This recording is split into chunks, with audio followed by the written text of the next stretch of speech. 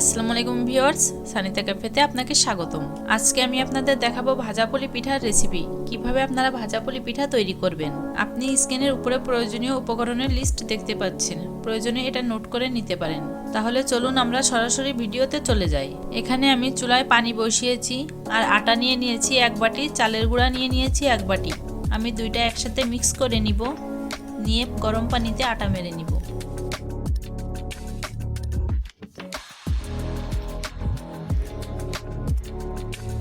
পানি ফুটে গিয়েছে, আমি পরিমাণ মতো লবণ দিয়ে দিলাম।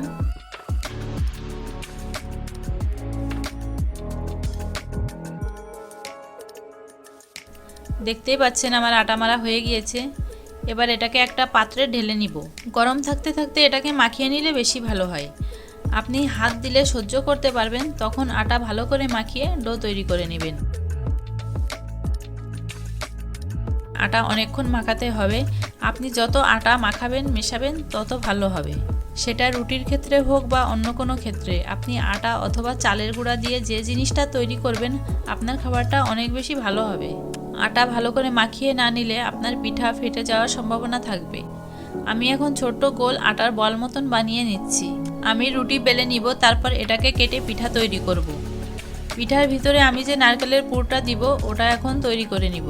এখানে আমি 1 বাটি নারকেল কোড়া নিয়ে নিয়েছি, সামান্য পরিমাণে লবণ মিশিয়ে নিলাম।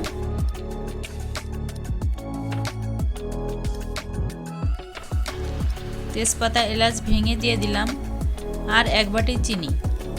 সবগুলো ভালো করে একটা চামচের সাহায্যে আমি মিশিয়ে নিচ্ছি।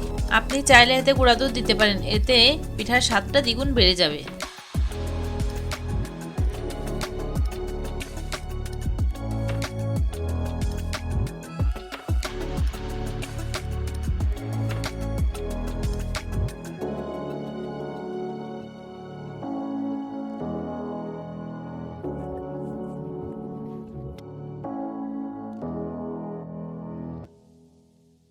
এই যে দেখেন নারকেলের পুরটা সম্পূর্ণভাবে তৈরি।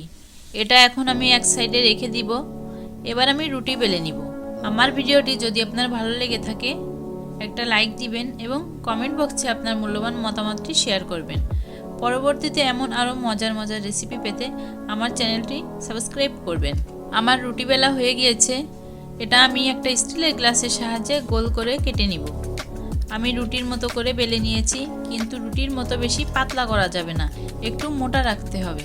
আমি পুর দিয়ে দিচ্ছি। এভাবে একে একে সব পিঠাগুলো তৈরি করে নিব। এই যে আপনারা দেখতেই পাচ্ছেন আমার পিঠাগুলো সব তৈরি হয়ে গিয়েছে। যেহেতু এটা ভাজা পুলি, পিঠাগুলো ভাজতে হবে, তাই এখন আমরা সরাসরি চুলায় চলে যাব। আমি চুলায় তেল বসিয়ে দিয়েছি, তেলটা গরম হয়ে গিয়েছে। এখন আমি একে একে পিঠাগুলো দিয়ে দিব। ভাজা পুলি অবশ্যই ডুবা তেলে ভাজতে হবে। চুলা মাঝারি আঁচে রেখে পিঠাগুলো উল্টে পাল্টে ভেজে নিব। যতক্ষণ পর্যন্ত ব্রাউন কালার না আসছে আমি পিঠাগুলো ভাজতে থাকব। একে একে আমি সব পিঠাগুলো ভেজে নিয়েছি। পিঠাগুলো আমি সুন্দরভাবে পরিবেশন করব। আপনাদের সাথে আমার আবার দেখা হবে পরবর্তী ভিডিওতে। ততক্ষণ পর্যন্ত সুস্থ থাকবেন, ভালো থাকবেন। আপনাদের জন্য শুভকামনা রইল। আল্লাহ হাফেজ।